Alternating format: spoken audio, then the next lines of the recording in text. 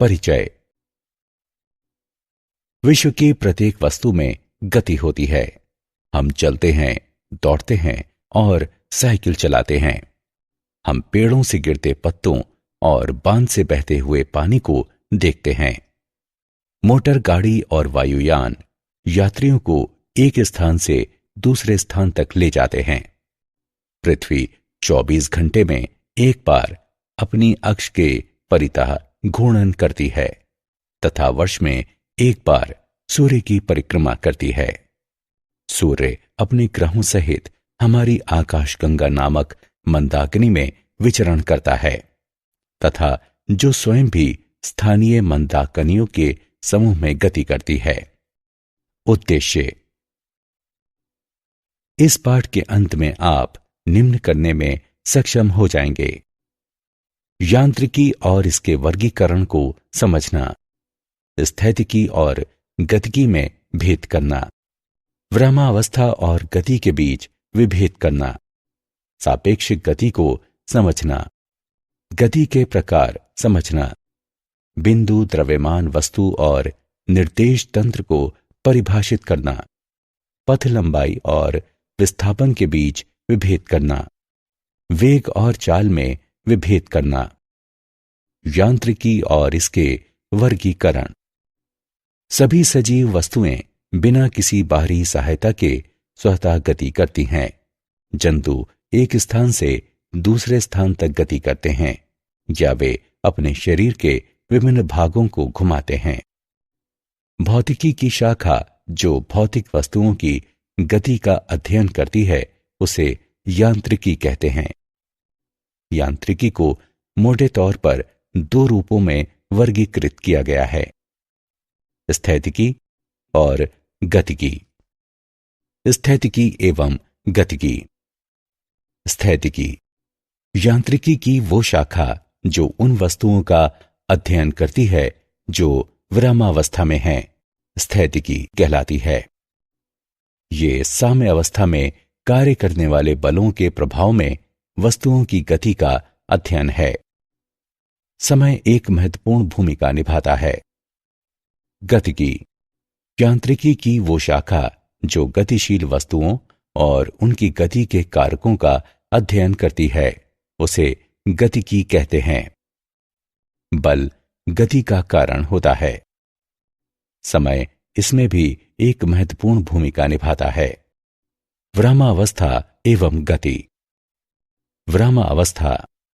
कोई वस्तु यदि समय और अपने परिवेश के सापेक्ष अपना स्थान परिवर्तन नहीं करती तो इसे विरामावस्था में होना कहते हैं। जब किताब मेज पर पड़ी होती है या कोई व्यक्ति कुर्सी पर बैठा होता है तो वो विरामावस्था में होता है। गति। यदि एक वस्तु समय और अपने परिवेश के सापेक्ष स्थान परिवर्तित करती है तो इसे उसका गति में होना कहते हैं। हवा में उड़ती चिड़िया, पानी में तैरता जलयान गति के उदाहरण हैं। विरामावस्था और गति सापेक्षिक होते हैं। एक चलती हुई ट्रेन में बैठा व्यक्ति अपने सहयात्री के सापेक्ष विरामावस्था में है, लेकिन ट्रेन से बाहर की वस्तुओं के लिए गति में है। एक स्थिति में जो वस्तु गति में हो सकती है वही वस्तु दूसरी स्थिति में विरामावस्था में हो सकती है। अतः विराम और गति परस्पर सापेक्ष हैं। उदाहरण: अपने घर में बैठा हुआ एक व्यक्ति विरामावस्था में है, किंतु धरती के संदर्भ में दूसरे ग्रहों के सापेक्ष वो गति में है। गति के प्रकार। गति 3 प्रकार की होती है। रेखीय गति। जब वस्तु एक सीधी रेखा के अनुदिश गति करती है तो उसे रैखिक गति कहते हैं। वृत्तीय गति। जब वस्तु एक वृत्त के अनुदिश गति करती है तो उसे वृत्तीय गति कहते हैं। दोलन गति। एक निश्चित समय अंतराल में किसी स्थिर बिंदु के आगे पीछे गति करने को दोलन गति कहते हैं। बिंदु द्रव्यमान वस्तु। कोई भी वस्तु बिंदु द्रव्यमान वस्तु होती है यदि गति के दौरान एक दिए गए समय में ये अपने आमाप से ज्यादा दूरी तय करती है। उदाहरण, पृथ्वी की सूर्य के चारों तरफ परिक्रमा सूर्य के पारितः पथ की तुलना में पृथ्वी का व्यास बहुत कम है, अतः पृथ्वी को बिंदु द्रव्यमान वस्तु कहा जा सकता है। निर्देश तंत्र। निर्देशांक अक्षों यानी परस्पर समकोण बनाती तीन रेखाएं, उसकी एक अवस्था जो कि एक प्रेक्षक यानी मूल बिंदु से संबद्ध हो और जिसके सापेक्ष कोई प्रेक्षक किसी गतिशील वस्तु की स्थिति, विस्थापन, वेग, त्वरण इत्यादि बता सके। इसमें तीन अक्ष एक्स, वाई और जेड तथा कण के प्रस्थान बिंदु पर एक केंद्र होता है। एक विमीय, द्विविमीय और त्रिविमीय गति। एक विमीय गति तीन निर्देशांकों में से केवल एक के सापेक्ष गति करना, साथ ही वस्तु की स्थिति समय के सापेक्ष परिवर्तित हो रही होती है। उदाहरण, सरल रेखा में चल रही कार। द्विविमीय गति तीन निर्देशांकों में दो के सापेक्ष वस्तु की गति, साथ ही वस्तु की स्थिति समय के सापेक्ष परिवर्तित हो रही होती है। उदाहरण, बिलियर्ड टेबल पर गति करती बिलियर्ड की गेंद। त्रिविमीय गति तीनों निर्देशांकों के सापेक्ष गति, साथ ही वस्तु की स्थिति समय के सापेक्ष परिवर्तित होती है। उदाहरण, हवा में उड़ती हुई पतंग। पथ लंबाई और विस्थापन के बीच अंतर। संपूर्ण पथ लंबाई किसी वस्तु द्वारा दिए गए समय में की गई गति के दौरान तय की गई वास्तविक दूरी होती है। ये शून्य नहीं हो सकती। ये एक अदिश राशि होती है। विस्थापन एक निश्चित दिशा में समान समय में वस्तु की दो स्थितियों के बीच की न्यूनतम दूरी को विस्थापन कहते हैं। ये शून्य हो सकती है। ये सदिश राशि है। चाल किसी वस्तु की गति उसके द्वारा तय की गई कुल पथ लंबाई और लिए गए समय के अनुपात के रूप में परिभाषित की जाती है।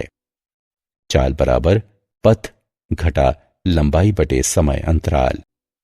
ये अदिश राशि है। इसका एसआई मात्रक मीटर प्रति सेकंड है। इसका विमीय सूत्र निम्न है। एक समान चाल और असमान चाल।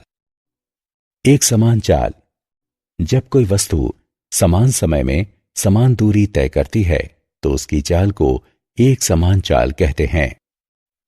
असमान चाल जब कोई वस्तु असमान समय अंतरालों में समान दूरी तय करती है या असमान दूरियां समान समय में तय करती है तो उसकी चाल को असमान चाल कहते हैं।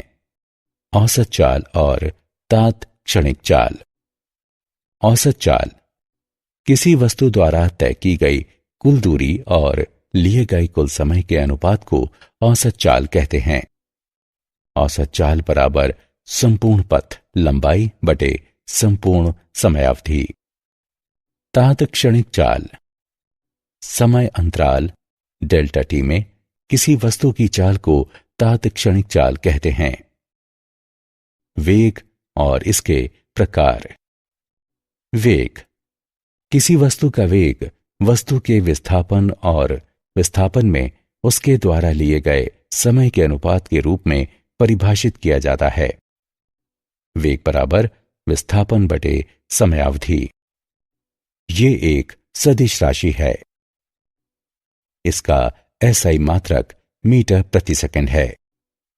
इसका विमीय सूत्र निम्न है। एक समान वेग जब कोई वस्तु समान समय में समान दूरी तय करती है तो उसके वेग को एक समान वेग कहते हैं। असमान वेग जब कोई वस्तु असमान समय अंतरालों में समान दूरी तय करती है या असमान दूरियां समान समय में तय करती है तो इसे असमान वेग कहते हैं। गति का ग्राफीय निरूपण। दूरी समय ग्राफ। दूरी समय ग्राफ से हमें चाल प्राप्त होती है। दूरी समय ग्राफ की प्रवणता से हमें चाल प्रदान करता है। 1. यदि दूरी समय ग्राफ एक सीधी रेखा है तो चाल एक समान है। 2. यदि दूरी समय ग्राफ एक वक्र रेखा है तो चाल असमान है। क्या आप जानते हैं ब्रह्मांड में गति को यांत्रिकी के दो प्रत्यक्षता परस्पर विरोधी सिद्धांतों के समुच्चय से वर्णित किया जाता है। ब्रह्मांड की सभी बड़े और ज्ञात वस्तुओं की गति जैसे प्रक्षेप्य, ग्रह, कोशिकाएं और मनुष्य का वर्णन क्लासिक यांत्रिकी द्वारा किया जाता है। बहुत छोटे परमाणविक और उप परमाणविक आकार की वस्तुओं का वर्णन क्वांटम यांत्रिकी द्वारा किया जाता है। सारांश।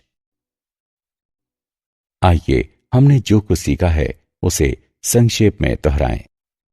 स्थान में परिवर्तन को गति कहते हैं, दूरी के सापेक्ष गति को चाल कहते हैं और विस्थापन के सापेक्ष गति को वेग कहते हैं। गति सतत या परिवर्तनीय वेग के अनुरूप क्रमशः एक समान या असमान हो सकती है। दूरी या विस्थापन के परिवर्तन की दर हमेशा क्रमशः चाल या वेग प्रदान करती है।